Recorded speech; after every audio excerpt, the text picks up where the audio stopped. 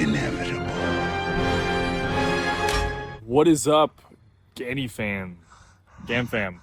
It's too late for a spoiler warning, so might as well just stick around. I'm Jefferson from the disc golf world, and alongside me is always the one with all the holes in his game, Swiss Cheese, breaking down why fans are so upset after DGlo. But before that, this video is sponsored by, no one, so pick up some disc golf world merch today. Hit us up for the details. If you didn't notice the new scoreboard ranking, or you were confused what the hell it meant, well, it's playoffs, baby. And those DGPT points no one ever talks about are finally relevant. Green means the players inside the cut for the Tour Championship, red indicating they have yet to qualify. If you don't know what that means, you can look it up by yourself. A neat feature that finally gives attention to the so-called postseason. Some online are asking if all baskets should have flags or not. Let us know how you feel about the standardization of flags in the comments below, and while you're down there, how about dropping a subscribe?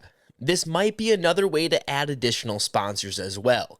Way more creative than what they got going on now. Plus, logos can clearly and consistently be seen throughout coverage and are visible for any highlights that will be shared across social media. Speaking of creative ways to entice sponsors, Brian Earhart asked fans what they thought the best way for commentators to name discs during coverage is. This was a hot topic that Ian Anderson jumped in on after somebody asked if Discraft had more callouts than Innova. Ian gave his defense, but that did open up the discussion on whether this is fair for sponsors. Should Innova get callouts for a Discraft sponsored event? Should that be an exclusive perk when giving out money to be the title of the tournament? Allegedly, this has already been a complaint in the past as well. My opinion is, different discs are essential to the game and create possible dialogue for commentators to use and spin a conversation.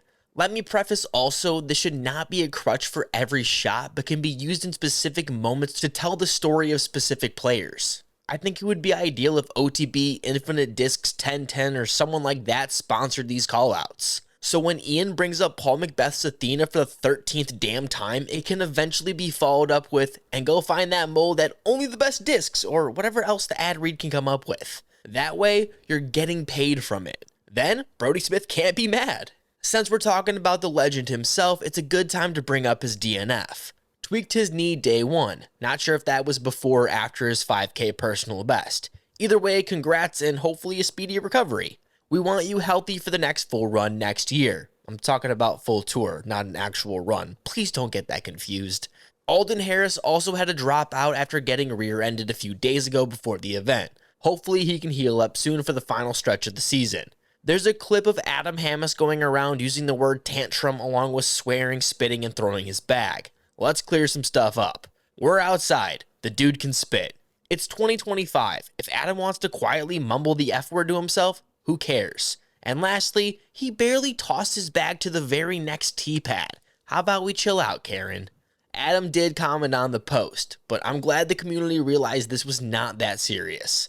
Which I can say the exact same thing about the Big Ian commentary for the live this weekend.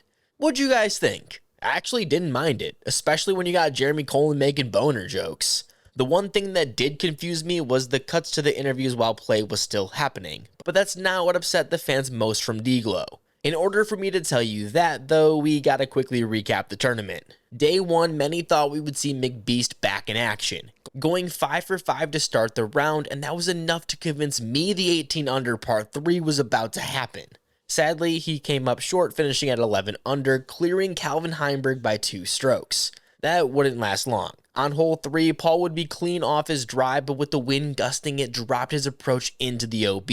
Now forced to go over it once again, which he did with no worries. Looking down a bogey putt from well inside the circle, he would connect on lots of the chains, but managed to find the grass. Settling for a double bogey. Door opening for Heimburg, he went on a 7-hole birdie stretch that would give him a tie for the hot round and solo possession of first. Held on to the lead after his worst round yet, allowing other big names to close the distance. Gannon Buhr now only 2 strokes back after a solid 8 under. Frosted tip Nicholas Antela did the same thing. More impressive was Ricky Wysocki shooting an electric 12 under day 3, only shooting 3s. A wild stat, but I'm sure the only thing on his mind was moving up 5 spots onto lead card. Setting up for a stacked championship Sunday. but we can't even begin to talk about them before Jake the Snake Hubenheimer. On day 3, he would get pars in holes 1 and 2. He then went berserk, securing the next 9 birdies in a row like they were some wild animal he wanted to pet. Then started the final round hot with 6 straight birdies, including some great putts.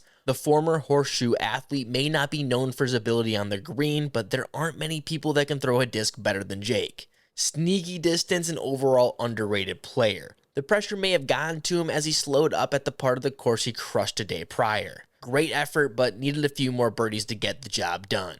Huge congrats to Jake though. Gannon got to work right away, nailing the birdie on hole 1, cutting the lead in half. That was until he missed his first circle 1 putt of the weekend, and Calvin took that stroke directly back. Hole 6, Heimberg went roller off the tee, unfortunately hitting an early tree that put him in an awkward position for his upshot. Trying his best to scratch out the birdie, he found himself in more danger, only to smack another tree, walking away with a bogey. Buhr, on the other hand, couldn't have had an easier drop-in birdie if he tried, completing the 2-stroke swing and now tie for second. That's right, out of nowhere, Ricky slides past 5 under through 6 holes, but goes straight OB on 7. Gannon found himself great off the tee and to nobody's surprise has another tap-in birdie. This time, he now has a share of the lead with no plan on slowing down. Gets the birdie on hole 8 along with Ricky and Calvin. Buhr then nails a circle 2 putt on 9 for birdie, needing to keep pace. Wysocki hits his circle's edge putt. It would be hole 10 when Gannon finally took the outright lead and most called it locked up. Or there's a huge section of fans that week after week when Gannon wins want to call this boring. And frankly, I just don't get why. You're seeing the best player in the world play the best disc golf. Isn't that why you watch the damn sport? To see the best do their thing? Now, I don't remember what fans were like back in the McBeast era because I was 14 and didn't use Reddit. And every day I pray I can go back to that. But what from Ian Anderson says, it was the exact same. Is this something that will always follow dominant players, or is there something else about Gannon that people are off about? The slow play, the emotions he displays, or maybe it's just the Legos. I'm not sure what it is, but to call this tournament boring because Buhr had the lead for literally 8 of the 72 holes is insane behavior. If you're just looking for a reason not to spend money on DGN, just blame the quality like everyone else. But to say you won't watch because someone is too good, that's flat out stupid. Anyone who is an out the closet Gannon Buhr hater, can you please let me know why in the comments? I'm seriously dying to know. Also for you people, how does it feel when I say congrats to the 2-time DGlo champ, Gannon Buhr? The FPO action was more than Missy's final day chase down or that dude who parkoured himself out of the way on 17 on the final day. There was a number of first-time performances, course record-setting ones, and came out of the gates early with Paige Pierce having an own-like putting day from C2, hitting 6 of 8 from distance, the furthest from 67 feet, on her way to a share of the lead, a 9-under day, 1 after 10 birdies, and the only eagle over the entire weekend on 17. Right behind her, maybe with less highlights, but far more clinical, was Holland Hanley, who was able to chase her down that day with the highest park percentage, 11 total birdies, to tie her at 9 under, giving the two an early 4-stroke lead. Despite the buzz, Paige's tournament would yo-yo like Nico's mood, finishing over par on 2 of the remaining 3 days, including the final one, where she looked about as pedestrian as Jared Golf did on Sunday. Holland, on the other hand, would maintain her lead through windy conditions that kept scores low on day 2.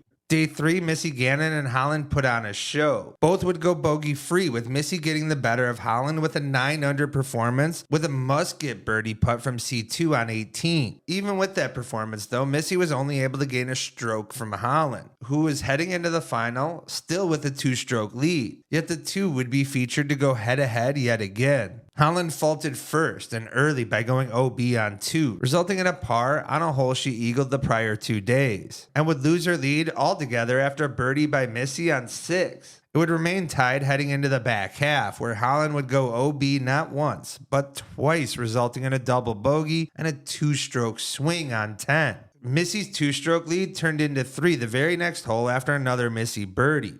Around the time Holland was running out of holes to catch up, Silva did so by setting a course record 10 under. saving her best round for the final day as she progressed through the event. Would end up finishing her final day round with 4 straight birdies and a 20 under for the event. A good enough score to land her on the podium, but not a good enough one to push for a victory though. That wasn't until after late bogeys by both Missy and Holland teased a possible playoff or even a possible victory after both went OB on their drives on 18. Before we get into that though, we gotta cover hole 17, where Missy's drive forced the fan to look like he was gonna wrestle a Phillies Karen with a Nicholas haircut for a foul ball. Forced the fan to dive out of the way, over a guardrail no less, up in McMahon land near the road. Missy's approach from there put her in position to tie Holland on the hole and move to 18 from there. And Silva's opportunity was only a tease as Missy pulled it together for a less than comfortable victory, while Holland instead would go OB again and dropped all the way down to 3rd place. With only 2 playoff events remaining, there's still plenty that could shake up in the DGPT standings on the FPO side, with Holland, Missy, Silva, and Owen for that matter all in the mix. Toss in a return from Evelina Salonen to push the competition further, and disc golf is set for an interesting end of the season. And that's everything you need to know from DGlo. We got a week off, so that means I get to play disc golf, and you should too, right after you get done dropping a like and subscribe, obviously. What are you waiting for? Just do it and become a disgenerate like the rest of us.